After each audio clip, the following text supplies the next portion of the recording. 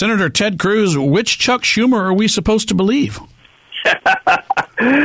Well, he hopes that no one has a memory of even 5 minutes ago, much less years ago, and I think that's the cynicism we see of Washington Democrats, sadly, more and more each day. How important is President Trump's speech to the nation tomorrow night? Well, I think it is important. It depends what he says tomorrow. I don't know what he's going to say tomorrow night. I think the issue is critically important. We have got to secure the border. Despite Schumer's older speeches that you were playing there, Washington Democrats are digging in with everything they've got to prevent building a wall and prevent securing the border, and that's because the sad reality is that Washington Democrats have decided illegal immigration is good for them politically. I think the vast majority of Texans, vast majority of Americans disagree with that, want to see common sense border security, and are not happy with the Schumer shutdown, where Democrats have gone so far as partially shut the government down to stop securing the border. Senator Ted Cruz, your proposal has received a lot of attention, and that being having El Chapo pay for the wall. Well, that's right, and this is an idea that I put forth a couple of years ago and just reintroduced, and as we were arguing about the wall, Democrats began shifting to their talking point that, well, building a wall is too expensive. Now set aside for a second the irony that this may be the first time in the history of humanity that Washington Democrats thought anything was too expensive. Right. I mean, they're literally willing to run the printing presses, light it, make a pile of money, and light it on fire.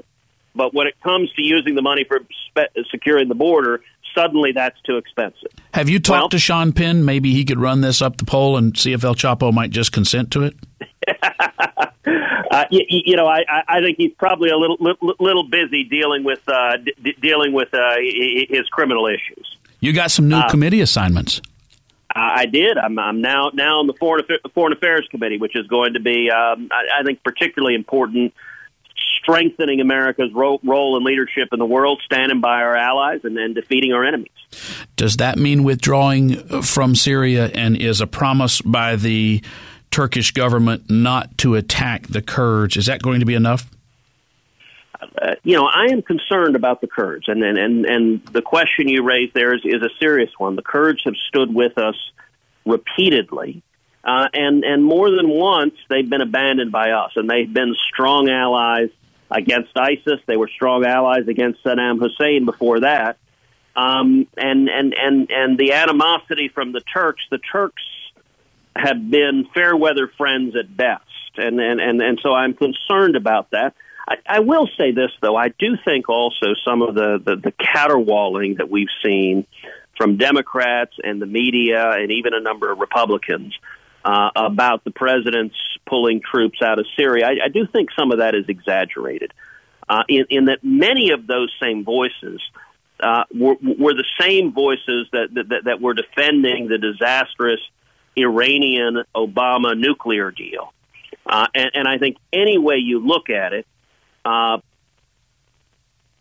Iran is the greatest threat in the Middle East, and so I think the hysteria over 2,000 troops in Syria is a bit much. I share the concern you raised about the Kurds, and I think we need to be vigilant about that. But I do think many of the people attacking the president were looking for a reason to attack him anyway. Yeah, well, I was asking the question. I'm actually for withdrawal, and I'll disagree with a lot of people over that. We ought to be talking about these sorts of things. But to the extent, and I agree, that Iran is our biggest threat in the region, if not the world, on a military battlefield, Saudi Arabia is our friend and someone that we use as an ally to deal with Iran. Have we turned the corner on the Khashoggi issue being some way that we're supposed to bash the Saudis? Because that concerned me. It concerns me, too, and I hope so. Listen, what the Saudis did to Khashoggi was wrong. They should not be taking journalists into an embassy and murdering them. And I have to admit the lurid details that have been released, I mean, seem like a bad episode of Homeland or 24. That's not conduct that any nation should be conducting. That being said, nobody was under illusions that the Saudis were good actors. They've always been problematic actors, but in dealing with the Middle East, there are a lot of problematic actors, and the Saudis are probably the most important regional counterpoint to Iran. And there is a difference. Iran is led by the Ayatollah Khamenei, who is a genocidal, homicidal maniac who wants to murder Americans. Now, compare it in that context, weakening the Saudis is a bad thing for American national security interests. In my view, the touchstone of our foreign policy, the touchstone of our military policy, should be the vital national security interests of the United States. And so weakening the Saudis against Iran is bad for America, it's bad for Israel. So I hope, and I do think some of the vigor of the last month or so in Washington of slamming the Saudis, I think some of that has been spent. All right.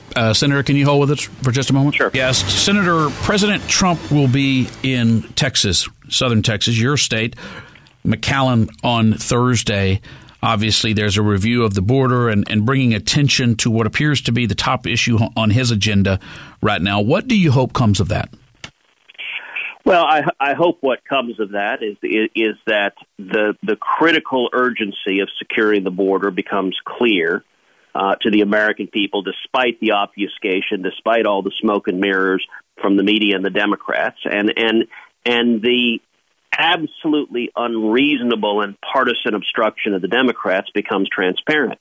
You've got Chuck Schumer and Nancy Pelosi who have forced a partial government shutdown because, for purely partisan reasons, they don't want to give in to the president on anything. They claim $5 billion is too much to build a wall. Most of the congressional Democrats have previously voted for $40 billion in border security and building a wall. And so they're just behaving like brazen partisans. The media is covering up for them. And so I think the president's going to the border and shining a light on the challenges and the security threats we have is a positive thing.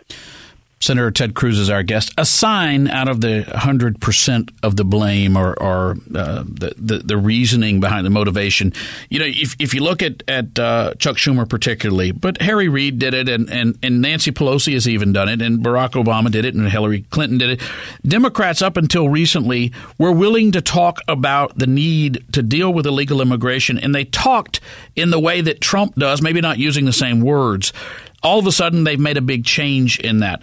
To what extent is what they're doing today playing to their base and opposing Trump? And to what extent is it that they really don't want this wall built? I think it is virtually 100% playing to their base. The Democrats right now, particularly after this last election, have unleashed their demons. They have unleashed the extreme left-wing voices in their party.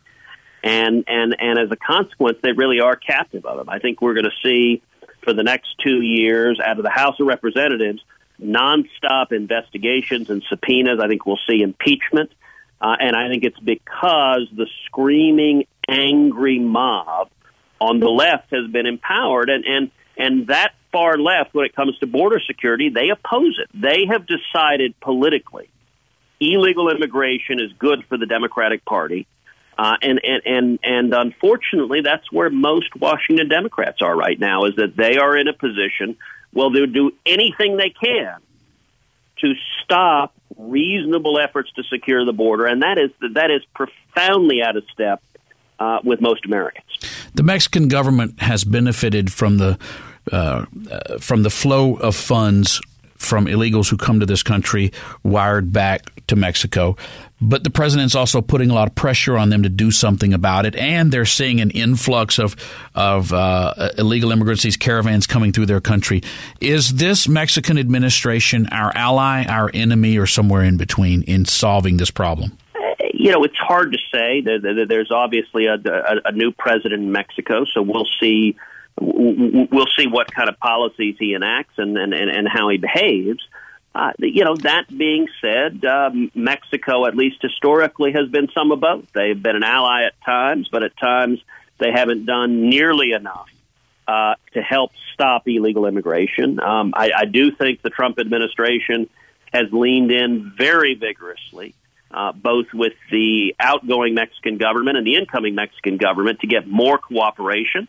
And we've seen some promising signs, but I think the proof is in the pudding. And one of the things that is so critical is right now, most of the illegal immigration we're seeing are not people who are Mexican nationals coming in illegally, but rather they are people from Central America who are crossing through Mexico but are not themselves from Mexico. What that means is that Mexico could be much, much more effective securing their own southern border, which is much, much smaller than their northern border, which is obviously our southern border. That's a much easier place to cut off the illegal caravans and flow, and I think we've seen some cooperation from the Mexican government. I hope we see more. You've taken a leadership role on repealing the worst elements of Obamacare, and while there's not been an outright repeal, there has been an important case recently with regard to the individual mandate. Skinny repeal didn't pass. I'd blame John McCain in part for that. What opportunities can we expect this Senate with a now Pelosi-led House to make in improving the problems Obamacare caused? Well, Michael, I got to say there are areas where I'm optimistic. There are areas where I'm not. In the short term, when looking at this Democratic House, it is hard to be optimistic. I think we need to repeal Obamacare. I think it has been a disaster for millions of Americans. It has jacked up premiums massively. The average family's premium's gone up over $5,000 a year because of Obamacare.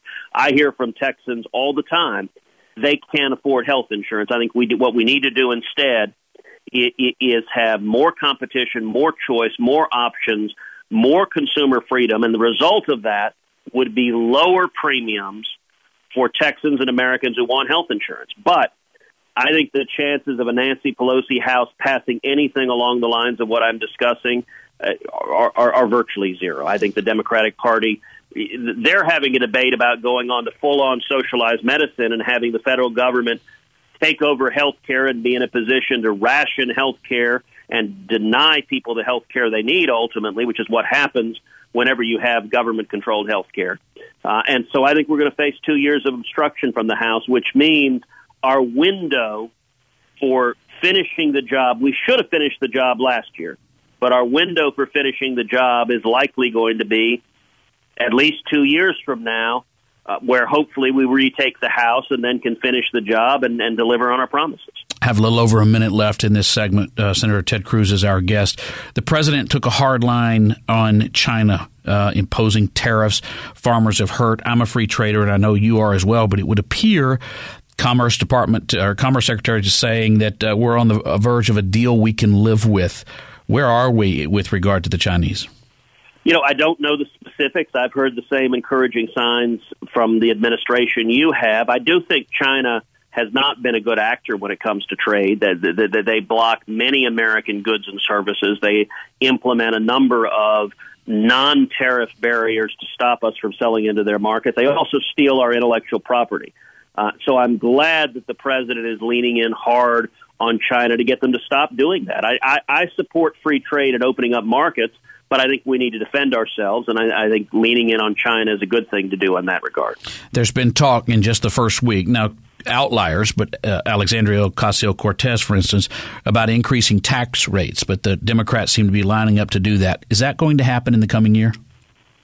I do not believe we'll see a tax increase in the coming year. We may well see it pass out of the House, but I think the House will pass a lot of things that are economic nonsense and that would hurt jobs and hurt Americans. Hopefully, though, in the Senate, we'll have the good sense to stop that. I mean, this last election, Democrats took the House, but we grew our majority in the Senate. That's a good thing. Right. I think we're likely to see more paralysis rather than really, really bad policy passing into law. Senator Ted Cruz is our guest. You have proposed a constitutional amendment with regard to term limits. Tell us about that and why. Term limits is a policy that Texans and Americans overwhelmingly support by big bipartisan majorities. I've introduced a constitutional amendment that would limit House members to a maximum of 3 terms, which would be 6 years, that would limit senators to a maximum of 2 terms. That would be 12 years. And the biggest reason is I don't think there could be anything more important we could do structurally to drain the swamp than getting rid of the career politicians in both parties, Republicans and Democrats, and getting back really to the vision of the framers of citizen legislators who go and serve some time in Congress and then return to their states and return to working for a living. There's always been the argument that's made that you just increase the power of staffers and bureaucrats if they know that they can wait someone out. I understand that argument. I got to say, before I was elected to the Senate, I supported term limits. Having been here and seen it firsthand, I now support them 1,000 times more. And the reason is that if you look in Congress, the dominant instinct in Congress is risk aversion, both in the Senate and House. People want to get reelected, and it just swamps everything else. And as a result, when you sit down to discuss any issue, people are afraid, they're timid, they're scared of their own shadows, because to address any important issue, to address any difficult issue, to stand and fight entails risk. It means you may be attacked. It means you may be criticized. It means donors may flee from your campaign. And as a result, elected officials are focused overwhelmingly with getting reelected. I think with term limits, we would instead have people willing to stand up for the principles they believe in, because they wouldn't be just tunnel vision focused on, I've got to get reelected and stay in Washington. Senator Ted Cruz, you have just begun your second term after a real dogfight in the state of Texas against a very, very well-financed and well-organized and executed candidate. As you begin this second term, it would appear things are quite different from you. You're no longer the sole vote standing against the tide, but you appear to be a guy that the president, and he said this at his rally for you here in Texas just before you were reelected, a guy that he respects and that he leans on. How often do you talk to President Trump, and what is the state of your relations? The president and I would say, have a very good relationship. We speak frequently, sometimes once, twice, 3 times a week, sometimes less frequently than that. I last sat down with the president right before the shutdown. I and a handful of other senators went to the White House and spent a considerable amount of time with him talking about border security. The president was urging my colleagues to stand up and fight for the wall, and I agree with them on that it makes sense to stand and fight. And there are things Donald Trump says and does that I don't agree with, that I wouldn't say. But I have been very proud to work closely with him to enact positive policies that have benefited 28 million Texans, that have produced record low unemployment, and that have made America safer and more secure. I think that's good for Texas and good for the country. Incoming and now Senator Mitt Romney said some very harsh things about the president. How harmful was that? I thought that was very disappointing. I was sad to see Mitt write that op-ed. It was not lost on anybody that Mitt didn't write that op-ed before Election Day. That he waited till after Election Day, till after he'd been elected, to say that. I don't think it's beneficial for Republicans to play the role of chief critic of the president. And I hope that's not the role Mitt steps into. I hope instead he rolls up his sleeves and is willing to actually go to work delivering on our promises. That's what I've urged President Trump. It's what I've urged my colleagues to do. It's very simple. Let's do what we said we would do. And what I would encourage Mitt and everyone else to do is, rather than throw rocks and criticize, urge what is the right path. So listen, Mitt is absolutely right that we should behave with civility. We should treat people with respect.